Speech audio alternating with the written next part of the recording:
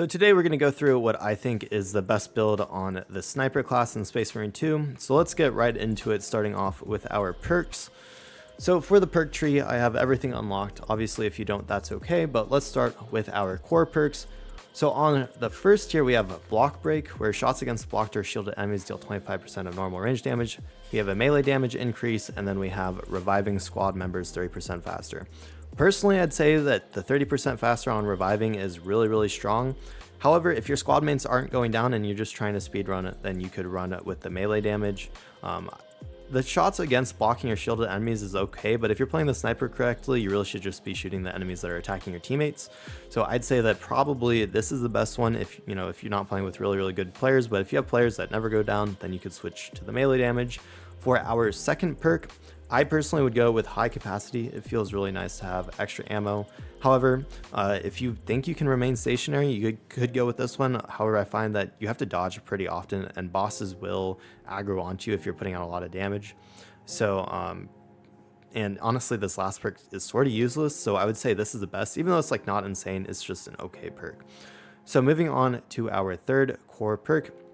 This one's obviously useless because it's not for the last few seal. Same with this one, so this is our only choice, and you get killing more than one enemy with one shot from the last few seal restores its charge by 1. So it's pretty good. It's not like an insane perk, especially for taking down bosses, but it's fine. So then for our team perk, I would say that a headshot kill restores ability charge for 10% for any squad member is definitely the best perk. The other two choices are weapon spread is reduced, which I mean, if you could use that, it's like decent, but it's definitely not necessary, especially because the melter rifle seems to be pretty meta right now. And then we have headshot damages increased by 10% for all squad members. That one's actually pretty good. It maybe depends on what abilities your squad members are running, like what classes they are. So this one's actually pretty solid as well. So moving on to our gear perks. For our first one, we have Purification, where your camo cloak removes negative effects, or we can have camo cloak automatically reloads ranged weapons. That's pretty much useless for the last few seal. So I'd say that the best one is on renewal, a headshot kill restores camo cloak charge by 5%. This can be really strong. I do notice my camo cloak coming up a lot faster when I'm running with that. So then for our second gear perk, I'm running Guardian Protocol, which is actually just the first one, and it's when you're reviving a squad member, camo cloak hides you and the squad members for 5 seconds without spending charge. This combined with your first perk is actually, it's just really nice. You're definitely the best squad reviver in the game, and yeah, it's great. Other than of course Bulwark, where you revive squad members at full health and I believe full armor too, actually. Then we have Targeted Shot. So I guess.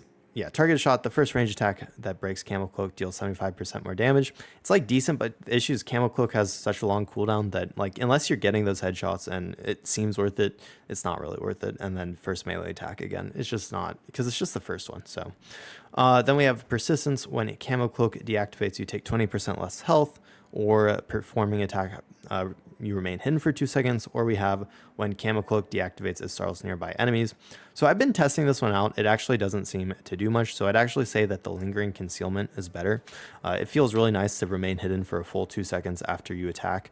And it can definitely like make or break a game where like say both your squad mates are down and you camo cloak and then you shoot again right at the end to have an extra 2 seconds on that. It can make a big difference and it can definitely help you out. So I'd say that's probably the best one.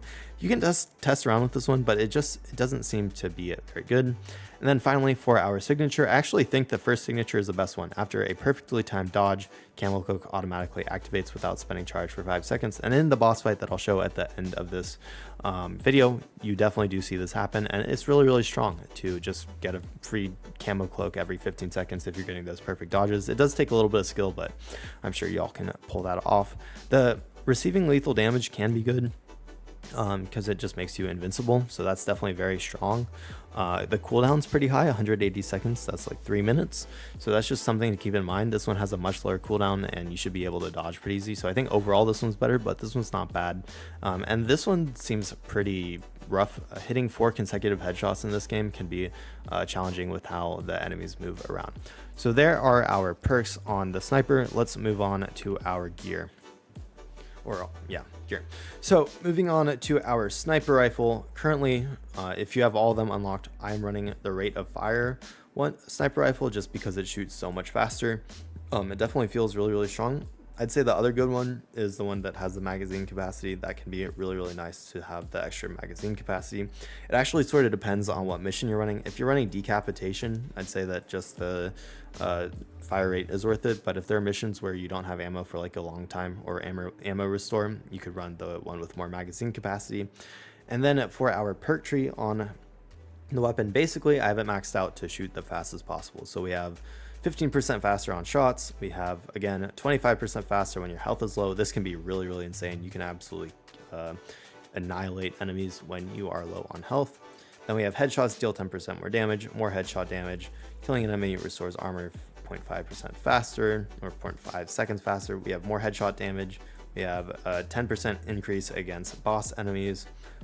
This restores your HP when you kill 3 or more enemies with one shot. This can actually be annoying because if you want to continue to shoot really quickly, you won't be able to, because you'll start restoring HP if you're killing more than 3 enemies. So I actually hate this perk that it's there. It's really, really annoying because it only restores it up to 30%, and then that ruins this perk. So this perk sucks, actually. It's really, really awful. And then we have shots charge 15% faster. Yeah, the issue is that you have to get this perk to get the extra 15%, but as you'll see later in this video, this gun shoots extremely fast. So moving on to our next weapon, we have the bolt pistol. Currently I'm just leveling this one up, but the best bolt pistol in my opinion is the one that has way more magazine capacity and ammo reserve. So I'd say that the Ophelian Liberation Alpha is the best bolt pistol to run. And we can go to its perk tree. Again, I haven't quite mastered it yet, but I'd say that in my opinion, you want to go with the damage increase against bosses, and then after perfectly timed dodge, you get 25% more damage. That's like sort of mid because you won't use your bolt pistol too much, but after gun strike, recoil is reduced. Like again, who cares? Damage increase by 10% is nice. Magazine increase by 15% of the maximum is nice. Then we have when your health is below 30%. Again, this is really annoying because it ruins your other shooting fast perk. And then magazine increase, and then we'll probably get damage increase by 10%. That's probably overall better than the headshot damage. Finally, on our combat knife, I just went down at the bottom one because I'm fighting Tyranids more, but if you're fighting Chaos, you can move it to the top. We have melee damage increase, we have consecutive heavy damage increase, and then melee damage, and replace the distance stab with shoulder bash. So this is when you're running or after dodging. You tap the attack button to quickly perform an area of attack forward attack, and this is melee damage against Tyranids. And then enemies hit by a whirlwind slash deal 30% less damage for 4 seconds.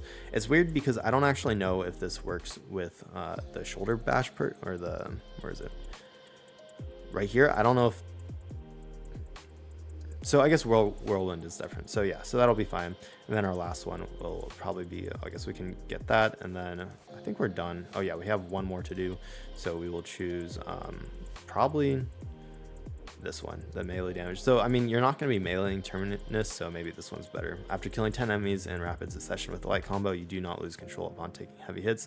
Again, it's not like amazing. You could go for just the chaos damage. And then for the best weapon, in my opinion, it's the one that has way more damage than the other two. I think it's just that's the most important thing, especially if you're meleeing. And I mean, as a sniper, you shouldn't be meleeing very often.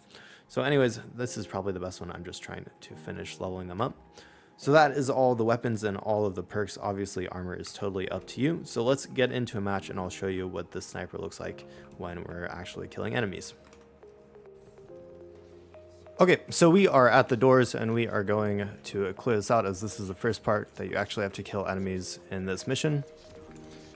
And as you can see, the gun shoots extremely quickly. It only takes 2 or 3 shots to be able to execute one of the enemies. We will grab this explosive charge and also get some ammo. That is the one downside to running this gun specifically, is you do get the faster fire rate.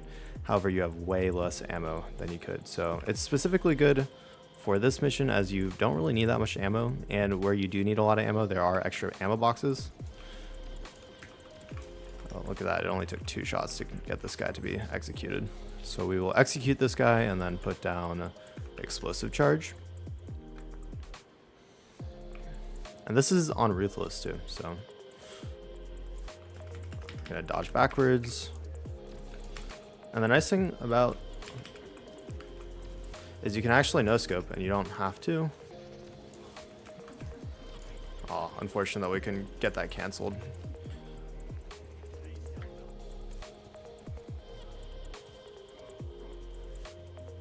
We'll execute this guy real quick and then run to go get our teammate.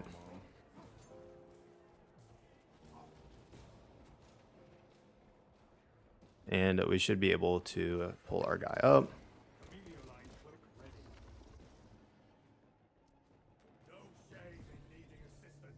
And the other nice thing with this build is that you pull people up so quickly. Ooh. Oh, those guys are doing a lot of damage. Okay. We will execute this guy real quick. And let's see if there's anything else that we have to kill.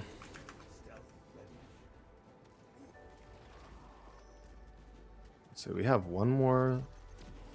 There's a sniper. Let's take care of that sniper. We're out of ammo. Okay.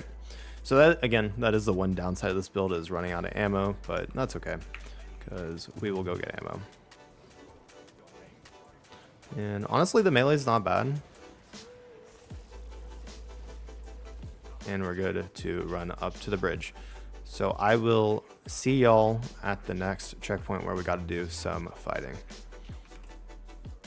Alright, so I would highly suggest that when we are in a position like this, to just stand next to the ammo crate, especially when you're running this specific gun, because you will run out of ammo extremely quickly. And when the Tyranids start jumping up, you can continue to shoot them from here.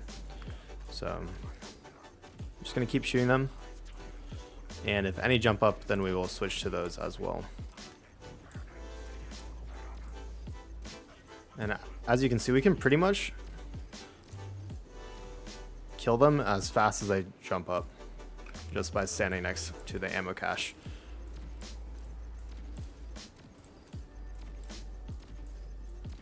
It's just amazing how fast that this gun shoots, and it's even like stronger when you're at below the 30% threshold on health, because then you shoot like 25% faster, I think, and it's absolutely nuts.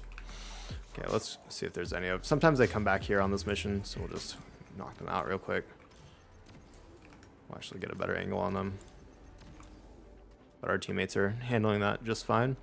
So again, took care of that extremely easy. It just shoots so fast.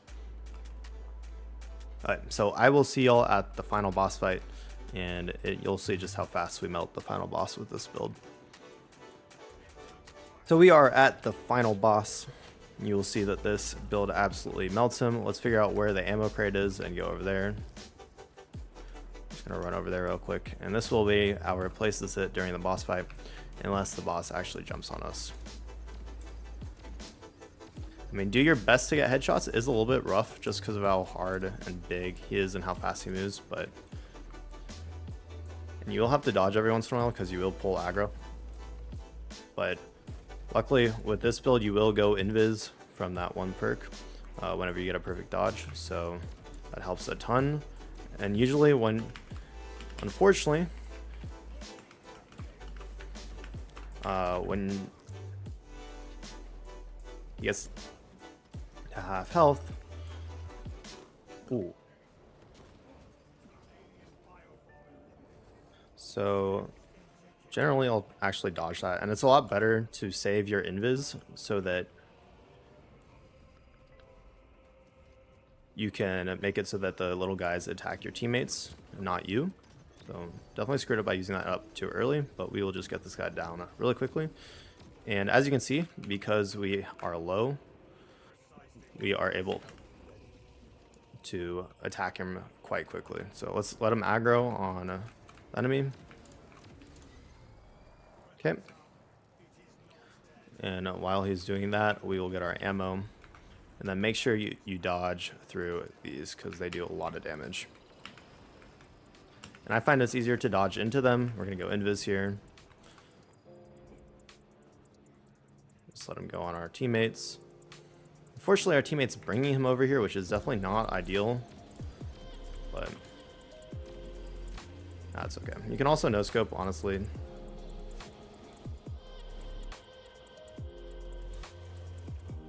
Make sure you don't get hit by these that's not good. Right, we're just gonna keep dodging out of here and really hope that it goes on our teammate.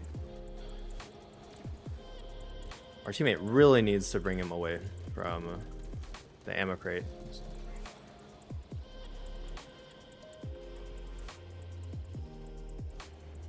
So that we can get more ammo.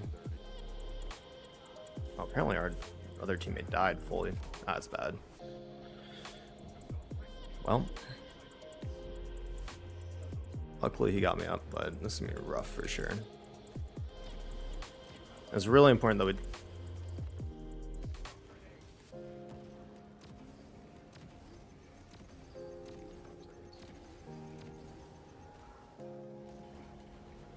Yeah, let's... Oh. Yeah, we just need to roll here.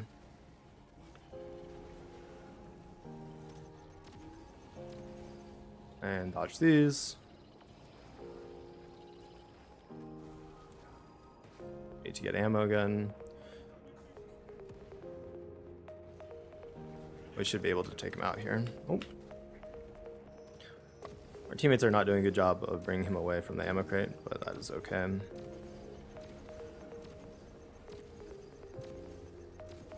We will just burn through the remaining of his health real quick. And there it is. It's generally a lot easier than that. I just picked up some randoms. But anyways, there you have it. That is the best sniper build. I hope you enjoyed watching it. Thank you so much for all the support on my videos. I really appreciate it. And I will have some more guides coming out soon. So anyways, if you want to connect with me, feel free to join my Discord below. And on that, I hope you'll have a wonderful day. I'll see you next time.